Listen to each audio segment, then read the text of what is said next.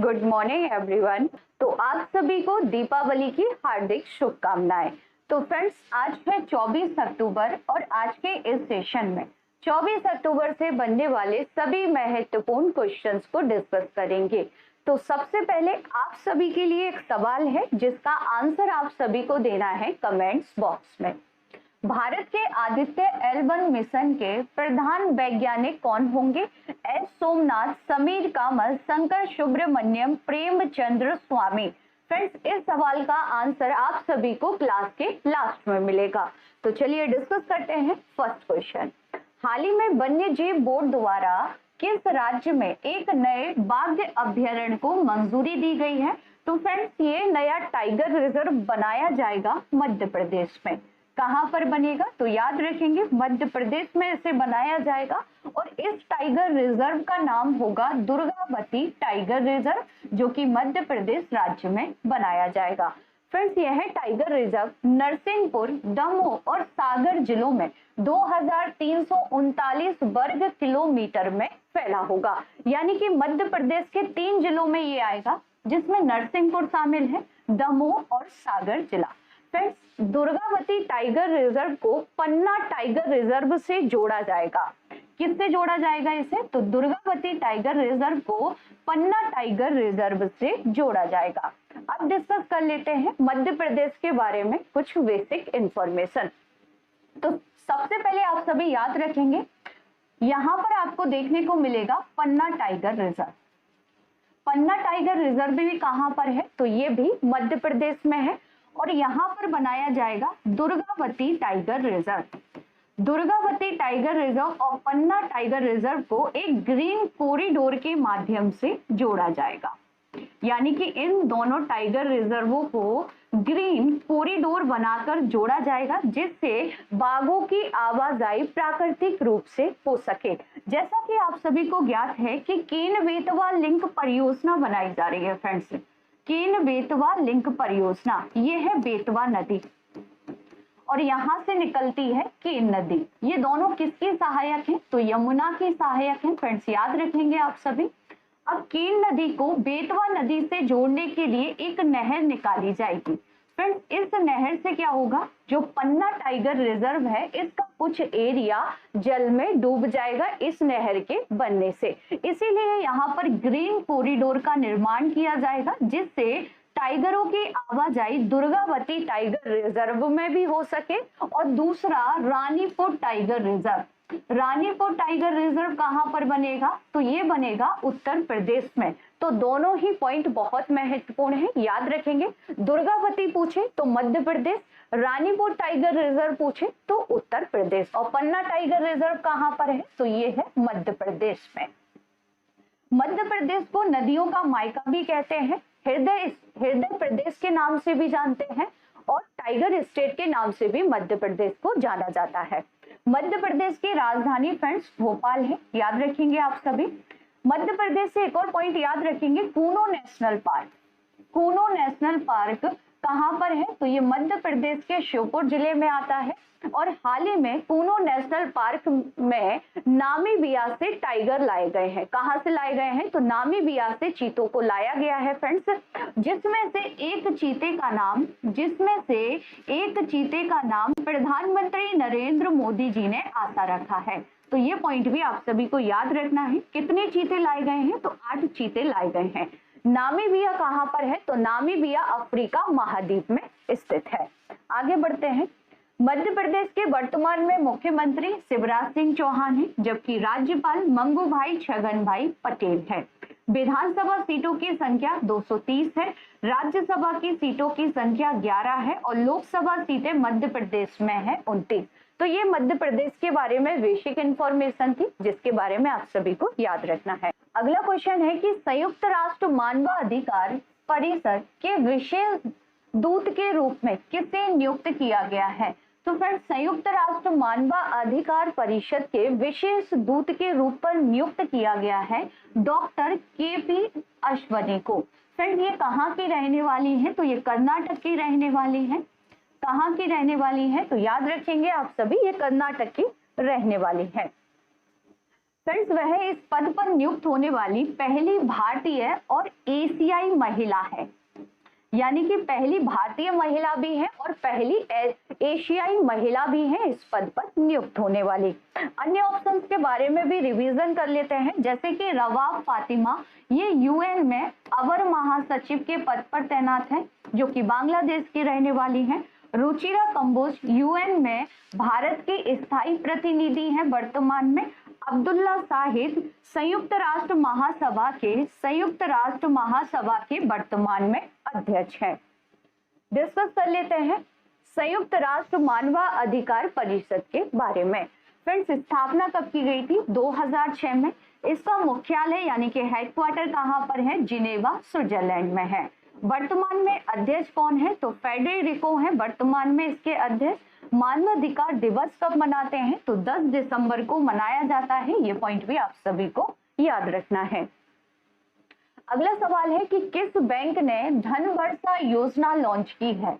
तो धन वर्षा योजना LIC के द्वारा लॉन्च की गई है। किसके द्वारा इसे लॉन्च किया गया है? तो भारतीय जीवन बीमा निगम ने इसे लॉन्च किया है। फ्रेंड्स यह योजना पॉलिसी अवधि के दौरान बीमित व्यक्ति की दुर्भाग्यपूर्ण मृत्यु के मामले में परिवार के लिए वित्तीय सहायता प्रदान करती है, जिसे LIC के द्वारा लॉन्च किया गया है। अब डिस्कस कर लेते हैं LIC के बारे में बेसिक इंफॉर्मेशन। LIC की स्थापना की गई थी 1 सितंबर 1956 में। LIC का मुख्यालय मुंबई महाराष्ट्र में है और LIC के वर्तमान में अध्यक्ष है MR कुमार। पहली भारतीय बीमा कंपनी कौन सी है अगर आपसे पूछा जाए तो आंसर होगा ओरिएंटल लाइफ इंश्योरेंस, जिसकी स्थापना 1818 में कलकत्ता में की गई थी। भारत की सबसे बड़ी बीमा कंपनी कौन सी है फ्रेंड्स? तो आंसर होगा LIC। आगे डिस्कस कर लेते हैं कुछ एक्स्ट्रा फैक्ट। 1969 में कितने बैंकों का राष्ट्रीयकरण किया गया था? 14 बैंकों का। जीवा कार्यक्रम किसकी सहायता से शुरू किया गया? तो ये नबार्ड की सहायता से शुरू किया गया था। अब आप लोग बताइए कि नबार्ड की स्थापना किस समिति की सिफारिश पर की गई थी?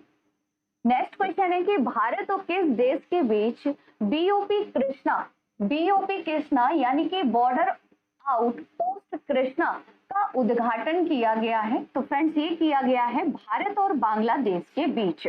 कहां पर किया गया है? तो भारत और बांग्लादेश के बीच किया गया है फ्रेंड्स।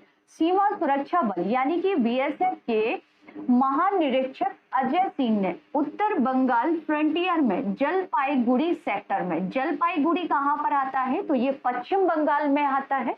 जलपाईगुड़ी सेक्टर के अंतर्गत 40वीं बटालियन BSF की भारत बांग्लादेश सीमा पर नवनिर्मित बॉर्डर आउटपोस्ट BOP कृष्णा का उद्घाटन किया गया है। अगर आपसे पूछ लिया जाए कि खबरों में रहा BOP कृष्णा का संबंध किससे है, तो भारत बांग्लादेश के बॉर्डर से संबंधित है। फ्रेंड्स भारत और बांग्लादेश से जो सीमा लगती है भारत की, इसकी सुरक्षा कौन करता है? तो BSF के द्वारा की जाती है। याद रखेंगे आप सभी। भारत की बांग्लादेश से जो सीमा लगती है और पाकिस्तान से जो सीमा लगती है, इन दोनों पर कौन सा फोर्स तैनात है? तो BSF है। ये पॉइंट भी आप सभी को याद रखना है। जैसा कि आप सभी इस मैप के माध्यम से समझ सकते हैं, यहाँ पर आपको देखने को मिलेगा बांग्लादेश। भारत की सबसे ज्यादा अंतरराष्ट्रीय सीमा किसके साथ लगती है? तो बांग्लादेश के साथ लगती है। कितनी सीमा लगती है? तो याद रखेंगे आप सभी 4096.7 किलोमीटर भारत बांग्लादेश के साथ सीमा बनाता है। सुरक्षा कौन करता है? तो जैसा कि मैंने आपको अभी बताया, BSF के द्वारा की जाती है। आगे बढ़ते हैं, डिस्कस करेंगे कुछ एक्स्ट्रा फैक्ट। बंधन और मैत्री एक्सप्रेस ये दोनों किन दो देशों के बीच चलती हैं? तो भारत और बांग्लादेश के बीच चलती है। भारत और बांग्लादेश के बीच चलती है फ्रेंड्स, याद रखेंगे आप सभी। समझौता और थार एक्सप्रेस ये दोनों एक्सप्रेस चलती हैं भारत और पाकिस्तान के बीच। बांग्लादेश भारत के कितने राज्यों के साथ सीमा बनाता है? कुल 5 राज्यों के साथ सीमा बनाता है। बिम्स्टेक का हेडक्वार्टर कहां पर है? तो बिम्स्टेक का जो हेडक्वार्टर है वो ढाका में है। ढाका किसकी राजधानी है? तो बांग्लादेश की है। संपीड़ित सैन्य अभ्यास भारत और बांग्लादेश के बीच होता है फ्रेंड्स। भारत और बांग्लादेश के बीच आयोजित होता है संपीड़ित सैन्य अभ्यास। बांग्लादेश की सबसे लंबी नदी कौन सी है? तो बांग्लादेश की सबसे लंबी नदी है सुरमा नदी। बांग्लादेश की संसद का क्या नाम है? तो फ्रेंड्स बांग्लादेश के संसद को जातीय संसद या राष्ट्रीय संसद के नाम से जाना जाता है। बांग्लादेश कब आजाद हुआ था? 26 मार्च 1971 में। मैप में आप सभी बांग्लादेश की लोकेशन देख सकते हैं फ्रेंड्स, ये है बांग्लादेश। याद रखेंगे आप सभी, जैसे ही ब्रह्मपुत्र नदी बांग्लादेश में प्रवेश करती है तो इसे जमुना के नाम से जानते हैं, और जैसे ही गंगा नदी बांग्लादेश में प्रवेश करती है तो इसे पद्मा के नाम से जानते हैं, और इन दोनों की संयुक्त धारा कहलाती है मेघना। बांग्लादेश की राजधानी ढाका है, जबकि मुद्रा है टका। वर्तमान में पीएम कौन है? तो शेख हसीना है। नेक्स्ट क्वेश्चन है कि इंडियन बैंक एसोसिएशन के अध्यक्ष के रूप में फिर से किसे चुना गया है? तो इंडियन बैंक एसोसिएशन के फिर से अध्यक्ष बन गए हैं अतुल कुमार गोयल। किसे बनाया गया है फ्रेंड्स? तो याद रखेंगे अतुल कुमार गोयल को बनाया गया है, जिन्हें आप सभी पिक में देख सकते हैं। अन्य ऑप्शंस के बारे में भी रिवीजन कर लेते हैं, जैसे कि शक्तिकांत दास, ये वर्तमान में आरबीआई के गवर्नर हैं। आरबीआई के वर्तमान में गवर्नर कौन है? तो शक्तिकांत दास है। दिनेश कुमार खारा, ये एसबीआई के अध्यक्ष हैं, वर्तमान में एसबीआई के अध्यक्ष हैं। शशिधर जगदीशन, ये एचडीएफसी बैंक के अध्यक्ष है। आगे बढ़ते हैं। नेक्स्ट क्वेश्चन है कि मिशन डीप स्पेस किसने लॉन्च किया है? तो फ्रेंड्स इसकी लॉन्चिंग की गई है प्रधानमंत्री नरेंद्र मोदी जी के द्वारा, यानी कि प्रधानमंत्री नरेंद्र मोदी जी ने इस मिशन को सशस्त्र बलों के लिए अभिनव समाधान विकसित करने के लिए लॉन्च किया है। याद रखेंगे आप सभी। आगे डिस्कस कर लेते हैं, मां भारती के सपूत वेबसाइट को किसने लॉन्च किया है? तो रक्षा मंत्री राजनाथ सिंह द्वारा इसे लॉन्च किया गया था, और इसकी लॉन्चिंग कहां पर हुई थी? नई दिल्ली में। ऑपरेशन सरद हवा, ये बीएसएफ के द्वारा चलाया जाता है फ्रेंड्स, और इसे कहां पर चलाया जाता है? बीएसएफ के द्वारा। तो भारत पाकिस्तान की सीमा पर, यानी कि राजस्थान में इस मिशन को चलाया जाता है। भारत तिब्बत सीमा पुलिस यानी कि आईटीबीपी के नए महानिदेशक कौन बन गए हैं? तो अनीस दयाल सिंह को बनाया गया है। अनीस दयाल सिंह, जो कि आईटीबीपी के प्रमुख बन गए हैं। किस बल ने दुनिया का पहला महिला ऊंट सवार दल तैयार किया है? तो ये बीएसएफ के द्वारा तैयार किया गया है। नेक्स्ट क्वेश्चन है कि भारत का पहला ऊर्ध्वाधर लिफ्ट पुल पंबन रेल पुल किस राज्य या केंद्र शासित प्रदेश में बनाया जा रहा है? तो फ्रेंड्स ये पुल बन रहा है तमिलनाडु में। कहां पर इसे बनाया जा रहा है? तो तमिलनाडु में इसे बनाया जा रहा है। जैसा कि आप सभी पिक में देख सकते हैं, ये पुल क्या करेगा?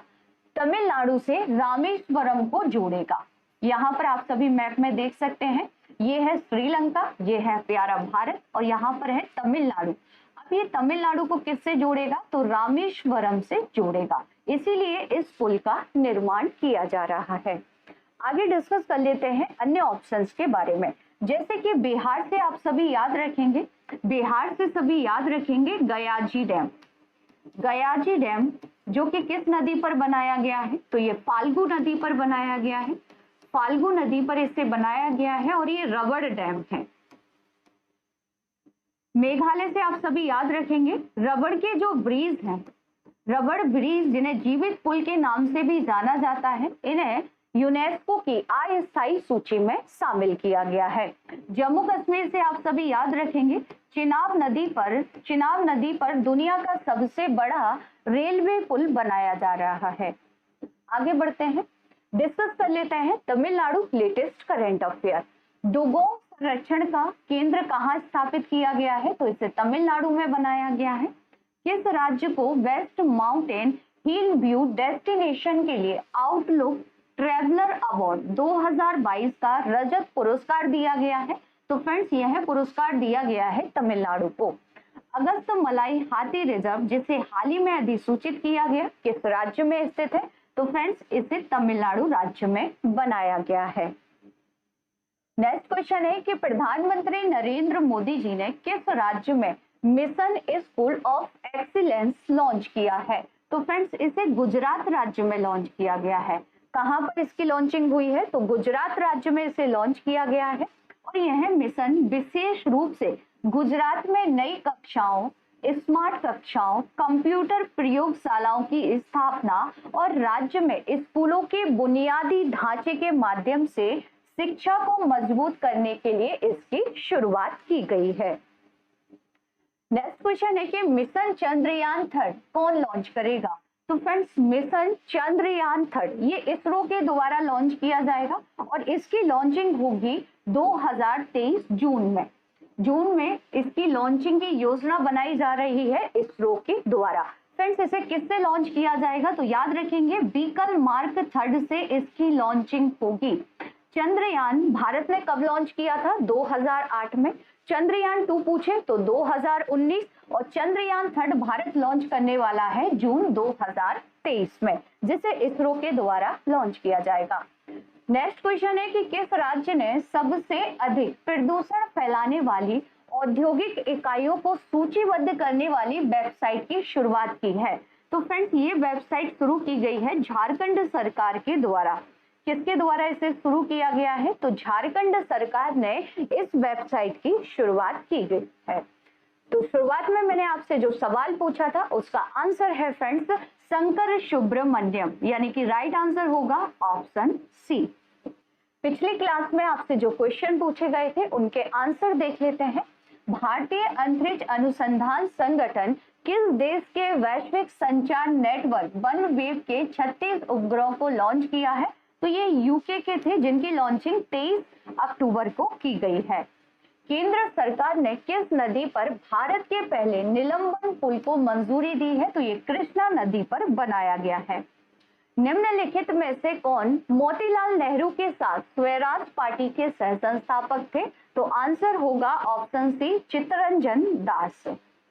नेक्स्ट एंड लास्ट क्वेश्चन था कि 1774 ईस्वी में भारत के पहले डाकघर की स्थापना निम्नलिखित में से किसने की थी? तो ये स्थापना की गई थी वॉरेन हेस्टिंग के द्वारा, यानी कि सही आंसर था ऑप्शन डी। अब आप लोगों के लिए कुछ क्वेश्चन है जिनके आंसर आप सभी को देने हैं कमेंट्स बॉक्स में। तो पहला प्रश्न है कि भारतीय क्रिकेट कंट्रोल बोर्ड बीसीसीआई के नए अध्यक्ष कौन बने हैं? नेक्स्ट सवाल है किस देश के लेखक सेहान कर्मा तिलक द्वारा रचित उपन्यास 7 मून्स ऑफ माली अल्मेडा ने बुकर पुरस्कार 2022 जीता है? अगला क्वेश्चन है कि निम्नलिखित में से कौन सा हड़प्पा स्थल नहीं है? नेक्स्ट एंड लास्ट क्वेश्चन है कि निम्नलिखित में से कौन सा देश युक्त अरब सागर के किनारे स्थित है? तो फ्रेंड्स इन सभी के आंसर आप सभी को देने हैं कमेंट्स बॉक्स में। तो आज की ये क्लास आप सभी को कैसी लगी कमेंट्स बॉक्स में जरूर बताइएगा। अगर अच्छी लगी हो तो क्लास को ज्यादा से ज्यादा शेयर कीजिएगा, लाइक कीजिएगा और चैनल को सब्सक्राइब जरूर कर लीजिएगा। तो मिलते हैं नेक्स्ट क्लास में, तब तक के लिए थैंक यू सो मच।